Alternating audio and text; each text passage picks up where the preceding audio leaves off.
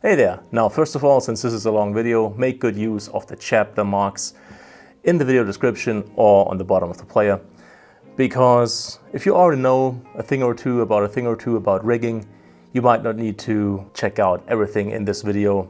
Some things might be too basic for you to enjoy. On the other hand, if you don't know much about rigging, I can basically promise you that in every chapter you're going to learn something that you've never heard of, or that at least you didn't think about when roughly thinking about rigging. Now we're going to do this in stages. There's the core setup, which is the rail system, the cage and the camera. Then there's top handle and monitor. Then there's the mat box. Then there's the battery extension module. And last but not least, cable management. So first off, why is this babe awesome? Number one, it's almost perfectly balanced. Slightly tilts to the right, but if I took this handle off, that would be perfectly balanced. It is, because of the Stinger top handle, very well balanced as far as tilt is concerned. You got a Ninja V up here that is able to record ProRes RAW 12-bit, 60p, I believe, out of this Sony a7S III. As I said, top handle, side handle for better camera control. Tilta Mirage matte box, a actually tiny and very compact and lightweight matte box that you can use with zoom lenses because it is so light, and that has different modules, different extension modules even, so you can use different filters. Then of course, this thing is run off of two Sony NPF 970 batteries. More on that later, but basically these supply the power to both the camera and the monitor. And that thing has one of the best base plates from Tilta I've ever seen. It's perfect for this size setup. On top of that, if you need to put it on a small gimbal, if you need to put it on a small slider, if you need to do anything with this setup within a smaller ecosystem, because most of it works via rails and NATO clamps, it is super quickly disassembled, reassembled, or put into different configurations depending on your needs. Alright, step number one, core setup. Starting with the camera lens combination, obviously. Now this is a Sony a7S III and a 24-70 f2.8 G Master lens. Now you might wonder, why does it look so cool or funny, depending on your taste? I put a lens skin on the lens and a body skin on the camera. This is dark camo. Now, honestly, I just think it looks cool. That's why I did it in the first place, but they also tell you that it preserves resale value, which makes sense because this is 3M, so it's a pretty sturdy material, and it does protect your camera lens or whatever you put this on from scratches. Less scratches, better condition if you're really careful, maybe even mint condition, and higher resale value. For that kind of price range, it actually makes sense to spend a couple of extra bucks. I think it's like 35 to 50 depending on the skin, per lens or per camera body. If in the end you can save a couple of hundred, which I think is true. Next up, the cage. Now I'm using all kinds of different cages. This one right here is from Nitze, and it's specifically manufactured for the Sony a7S III. As most cages, it does offer a lot of 1/4 inch and 3/8 of an inch holes on all the sides, so you can hook up accessories. Most importantly though, bottom. Because not all cages give you 2 holes like this in line with the screw that connects the camera to the cage. 2 are important because if you're doing a larger rig, you want to make sure everything lines up and all the parts are not moving. If you only were to use 1 screw, it could always move like this, no matter how tightly you fasten that connection.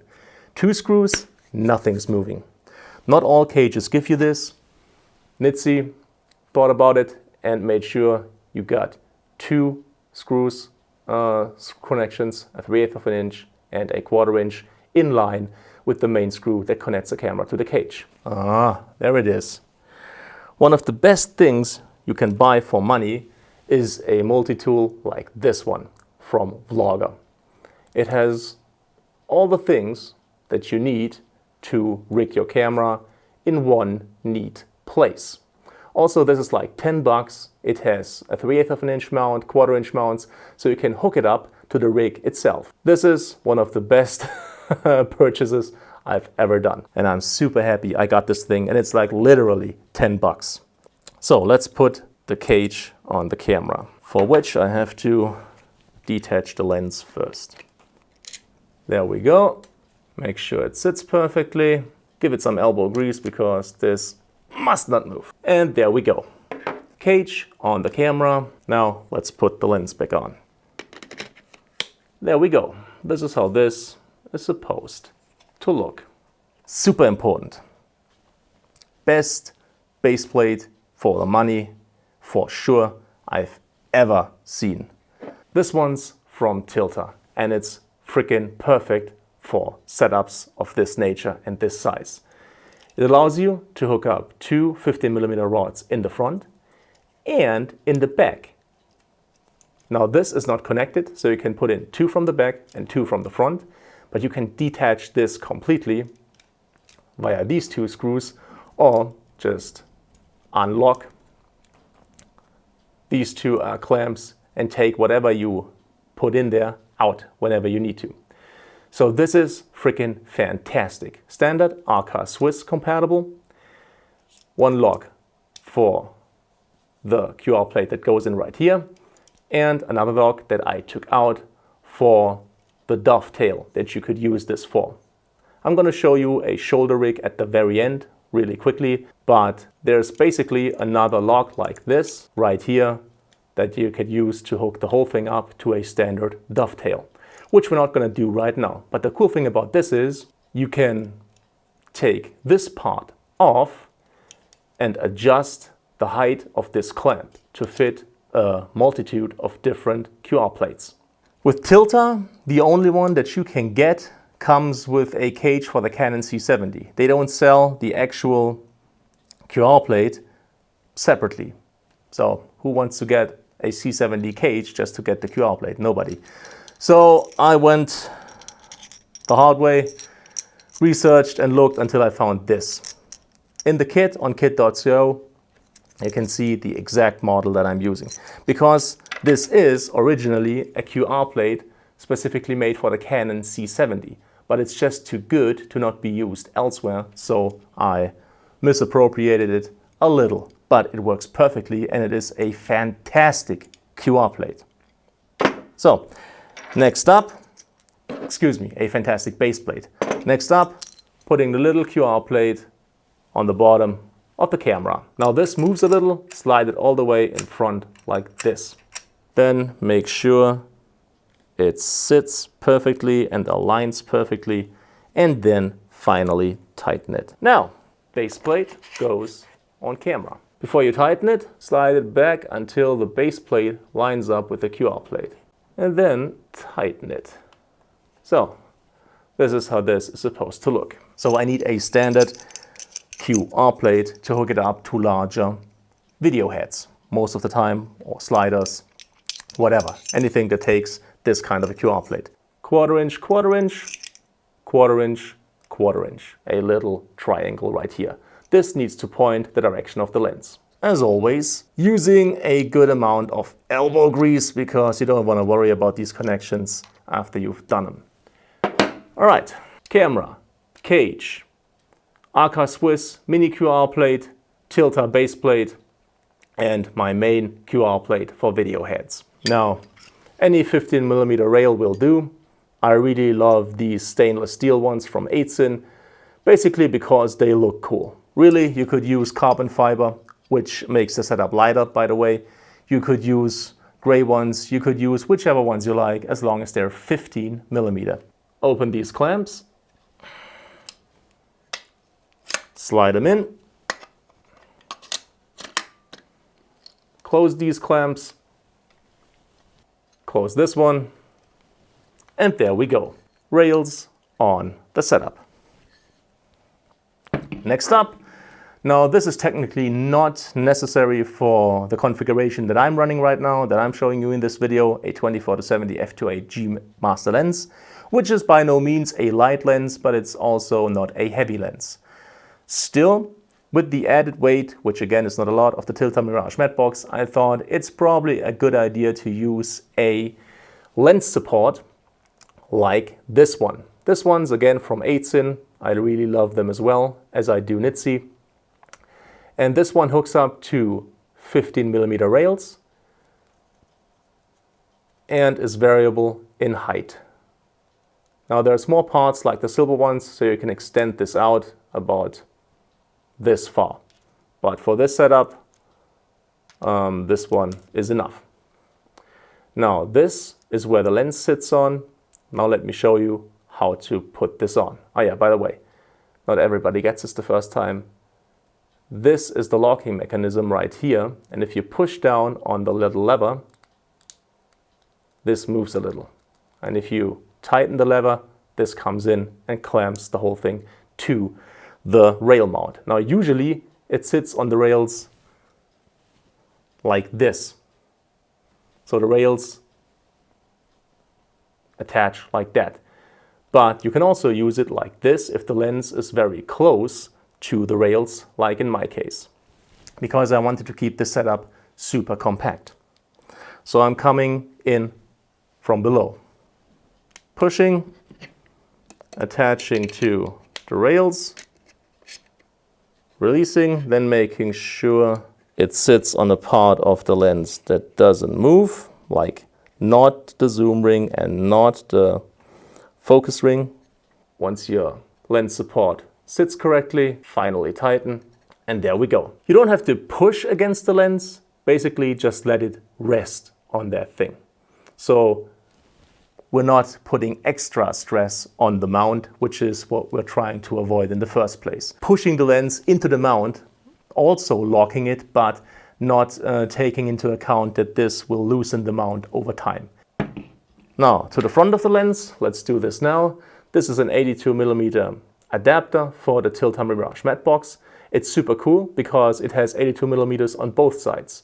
So I can put this on the front of the lens, then being able to clamp on the matte box, but I can still, if I don't use the matte box, hook up any kind of 82mm filter. Easily applied.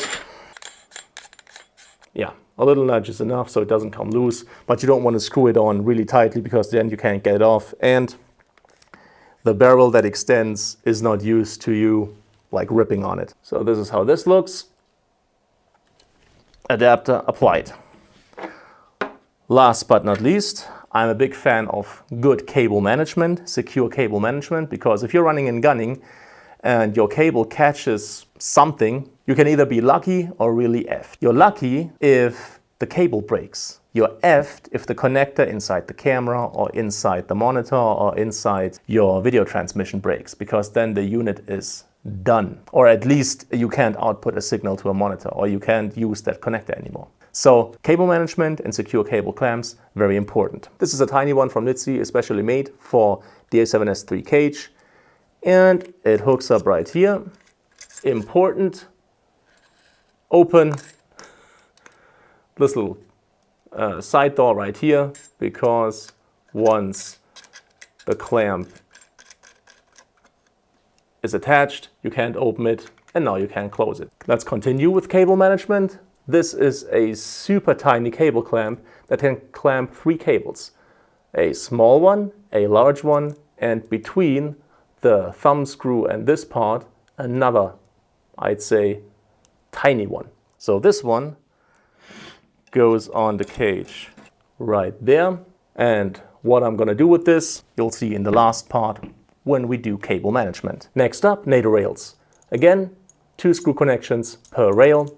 Locating pins on both ends, so even if you don't clamp down on the NATO clamp, whatever you attach to the NATO rail can't come off. This one, the longer one, is for the top, and the smaller one is for the side. So top handle and monitor and side handle.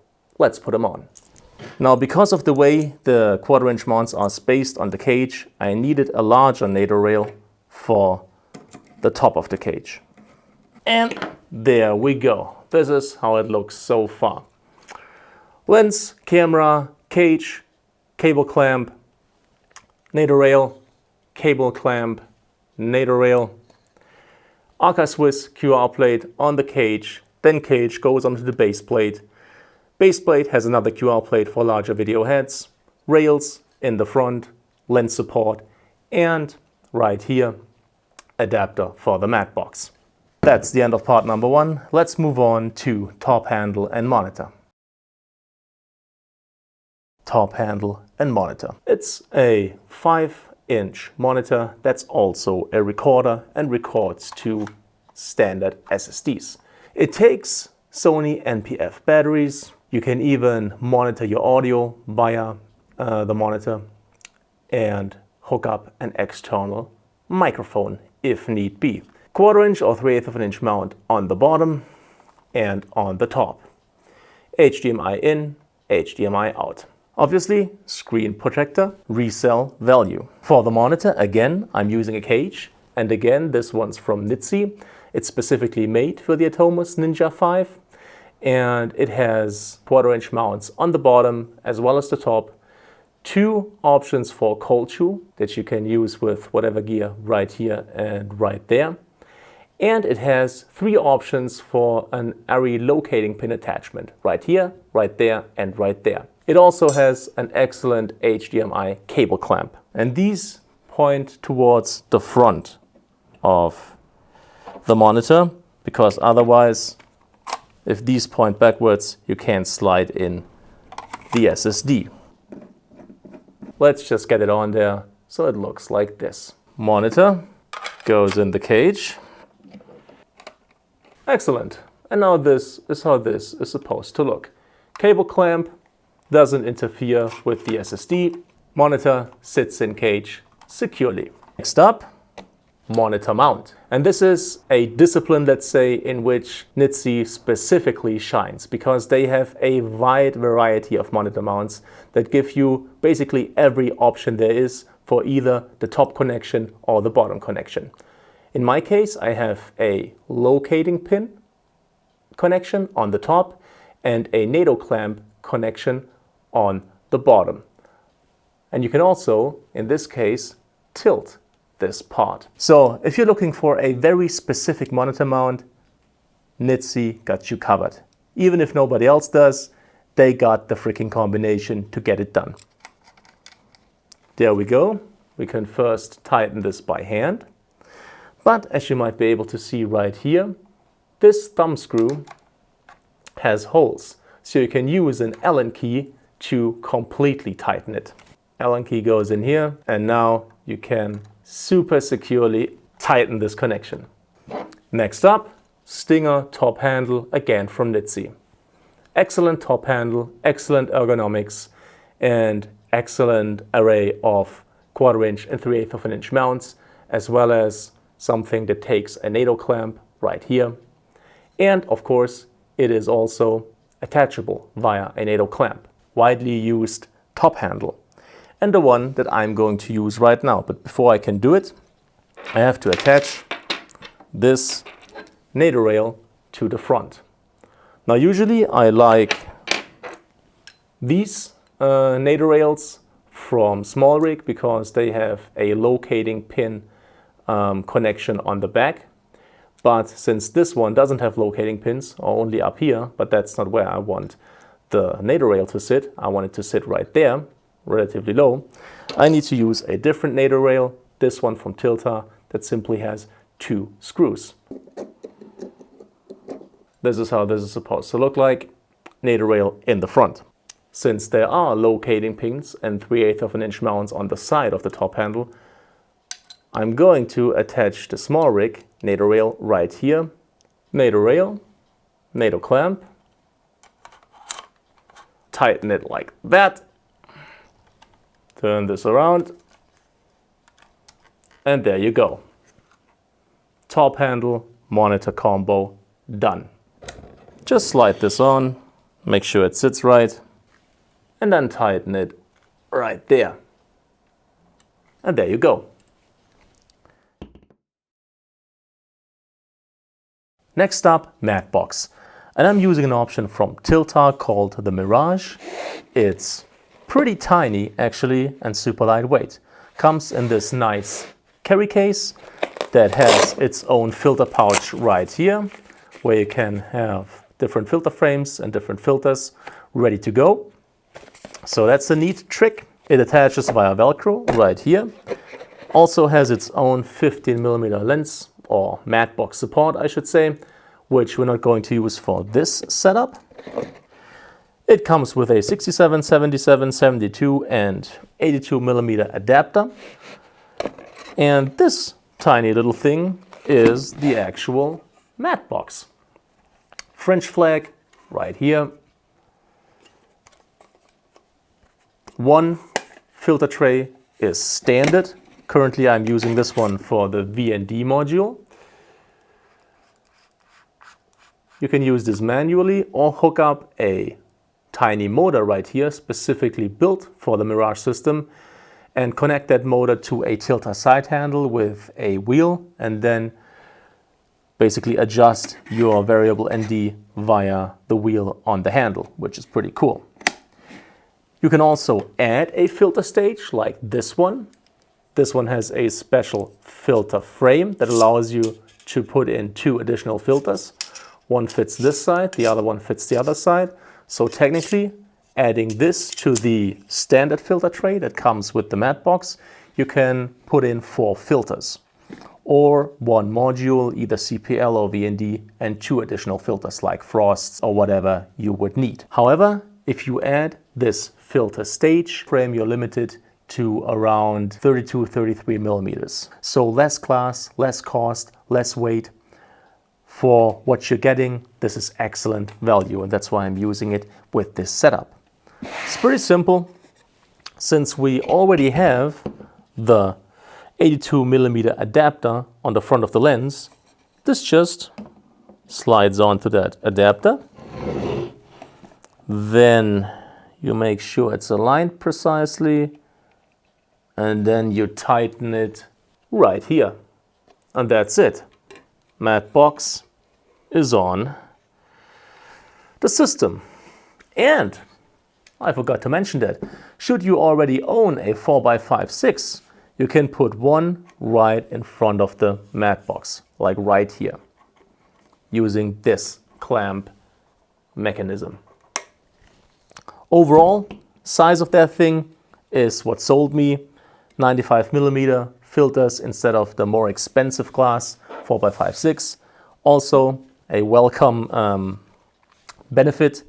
But overall, just the size is the correct size, I believe, for this whole setup, because it doesn't bulk up the whole thing. It ties in rather nicely with the dimensions of the other parts. It's actually a battery/video transmission unit, because there's both battery power and a video transmitter on that back part that hooks up right here to the excellent tilta baseplate. And we're gonna start with the batteries. So this is a top plate for, I believe, like a Canon C500 or something. So again, I misappropriated the part because I need a cheese plate of that size with the right 1/4" mounts in the right positions. There's a lot of other cheese plates, but this one has the right form factor. The others are too big and make the setup look stupid. This is the base for these 2 small rig Sony NPF battery plates. They take an NPF battery right here, lock it in place via this pin, have a DC out 7.4 volts on one side and 12 volts on the other side. And they come with a single 1/4" screw right here and rubber padding on the back. Now we're going to use exactly this 1/4" hole for the first battery plate and exactly this 1/4" hole for the second one. I first tighten them lightly so they can still move. Then I'm putting 2 NPF batteries on there to get an idea of what I have to approximately sit for the batteries to line up right. Really locking down this connection. So this is how these battery plates sit on this top plate. Now we have a 7.4 volt DC out right here and a 12 volt DC out right there. Next up, 15mm dual rod clamp and 2 1/4" screws to attach it to the bottom of the top plate. Just like this. One more of those excellent tiny cable clamps goes right here. We're going to use that one later on for cable management. So that's the battery part of the back unit. This is the video transmission part. This is a Moment Matrix 600S Full HD up to 60p video transmitter. This is the transmission unit that sits on the camera. Then there's the receiver unit that you would hook up to a monitor or some kind of monitoring device. So this is none of our concern right now, but this unit goes or is attached to this part as well. Now this is a fanless, antennaless design, so this is all there is. Usually this one takes NPF batteries, but we're gonna run it off of USB-C power via a different set of NPF batteries that have a USB power out. Now to put this on the unit, I'm using a second dual 15mm rod clamp. And I'm gonna use a screw right here to attach it to the video transmitter unit. But since this has a thread, I need spacers to make this happen. And in my case, I'm good with 3 standard spacers that can take 1/4" screws. Spacers go on the screw, and then screw goes in here.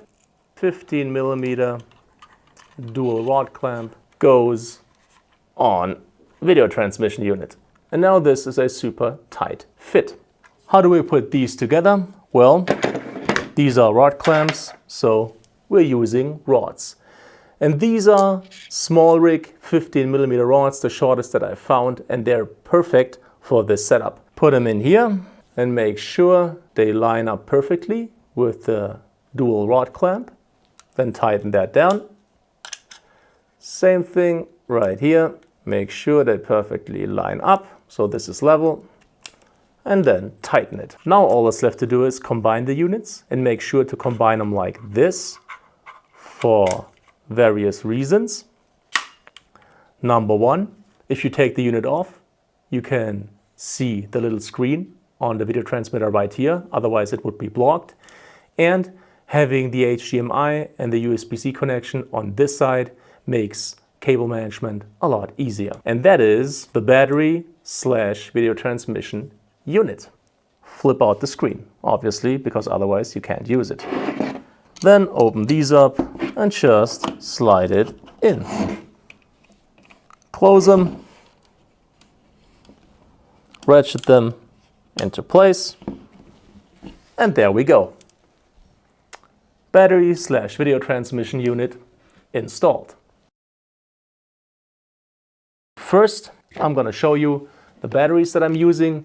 These are NPF 980s. They have battery status indicators on top, which is super useful.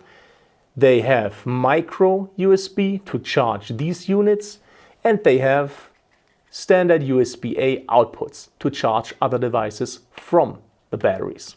Number one. Number two. Now here's an assortment of different cables. This is a USB-C to USB-A coiled cable.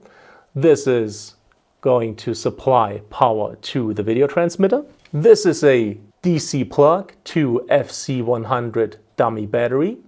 This is going to supply power to the camera. And this is a DC plug to DC plug cable that hooks up to an Atomos Atom X NPF battery adapter. This is going to supply power to our monitor. Then this cable is a standard 8K HDMI 2.1 cable. This one is going to feed the camera signal into the monitor. And then last but not least, we're using, of course, the same cable we have already used to hook up the camera to the monitor, to hook the monitor up to the video transmission. Dummy battery goes in here. Unfortunately, my S3 doesn't have a little door right here, so I can close the battery compartment and still run the cable out of it. So with this camera, this needs to stay open. Now we're going to use the 7.4 volt DC output for the camera and the 12 volt output for the monitor. Exits the battery compartment, runs under this clamp, in between those two, in between the two dual 15mm rod clamps, in between these two, moves through the two batteries, comes out the other end, up here, and plugs into the top battery plate. And now we got power for the camera. Next up, monitor cable. Dummy battery, obviously, goes in here. Let's open this cable clamp. So this looks like that. Then we're gonna put the side handle on. Totally forget about that. And we're running the cable under the side handle, along here, into the cable clamp, and then into the bottom battery plate. And again, this screw has to be undone before this can plug into the battery plate. And once you screw it back in, it locks this connector in place. Next up, connecting the camera and the monitor via HDMI. All that's left to do is use the HDMI cable clamp to secure the connection. Cable then runs under the grip and into the cable clamp on the side. Camera supplies signal to monitor. So let's do this one. Hooks up to the HDMI out of the Ninja, runs under the grip to this side, comes around here, moves in between the grip, moves under the cage right here and into the video transmission unit. Now we're almost done. All that's left to do is supply the video transmitter with power using this USB-C to USB-A coiled cable. USB-C plugs into the video transmission unit. Cable runs along here, in between the two battery units, and then plugs into either this one or that one. To activate the USB-A power supply, hit this battery status indicator, and now you can see that light is green and the video transmitter is ready to be powered on. And this concludes the whole frickin' setup. Last but not least, as you might have noticed on my Vlogger multi-tool right here, I have a 3/8 of an inch to 1/4 inch adapter with a tiny little rubber band around the 1/4 inch screw right here. So I can screw it onto the back of my Stinger nitze top handle. So it's always with the setup and I never have to look for it. I always know where all my Allen keys and whatnot are. And now, before we completely wrap this video up, something else that you could do and that I'm going to talk about specifically in a dedicated video is turn this thing into a shoulder rig via the small rig 2837 VCT compatible, well, shoulder rig that you can see right here. I basically removed my standard QR plate and put the 2837 from the small rig right there, which, as you can see, has a VCT connection. So you can super quickly go from tripod mount to shoulder rig. More on that, as I said, in an upcoming dedicated video. I just thought I should show you that right now so you know what's coming. It's gonna be pretty cool. And that's the setup. There we go, long video. For anybody who did, thanks a lot for sticking with it. I hope you found this helpful for whatever rigs you want to do in the future. Again, this is super awesome because if you run it from a tripod, you can definitely use the extension unit with the video transmission and the battery power. If you run it off a gimbal, because it's all built or connected with either 15mm rails or NATO rails and NATO clamps, you can super easily and quickly disassemble it, reassemble it, come up with the configuration that you need. Matte box, light enough to work with zoom lenses, super convenient. Top handle, balanced pretty well. If you liked the video, if you found it helpful, please make sure to leave a thumbs up. It's greatly appreciated. Any kind of comment or feedback is welcome and I'll try to answer as quickly as possible. All the tech that I've used in this video is linked in the description. And because this is one of my dedicated camera setups, I will also do a kit on kit.co, listing every part, including detailed descriptions. As always, thank you so much for your time, thank you for watching, and hopefully see you again soon.